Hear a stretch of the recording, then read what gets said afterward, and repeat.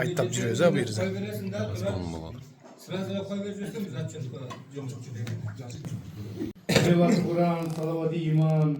Uşu jayganda sorkunda okugan Kur'andın soğun bağışta suyuktu Peygamberimiz Muhammed Mustafa sallallahu aleyhi ve sellem'ga anın büyükleganlarına, sakabalarına, artık eşkimiz yok Kur'anlıkta turgan yetim, jesir, mom musulmanların arvaqlarına, jana şondayla şulu ümit etken akırkı ötken maşulu Oruzbek'tin öz arbağına, jatkan jeri jaylı boluş okugan Kur'an'dı soğut deyip, rahmatullu cennetten can versin, bilip bilbey kılın künelerin aldığında talımızı geçirip, ahiretten bir işten olun bezin. Jatkan jerin jaylı, kavrun nurlu, surağın jegip imanın yoldaş bulun. Rabbena haddina fi dünya hasanata ve afil ahireti hasanata ve kenna azabennar rahmaki amin Allah.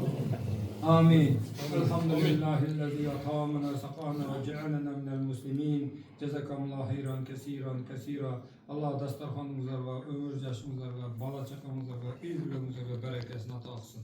Niyet menen dastarxan jassanar Allah'ın niyet maksat muradımızlarga jetkizip, orazaki özün jatkan jeri cennet, ruhu şad bolsun. Şu uyda daima jakşılık bolsun, jamanlık bolmasın.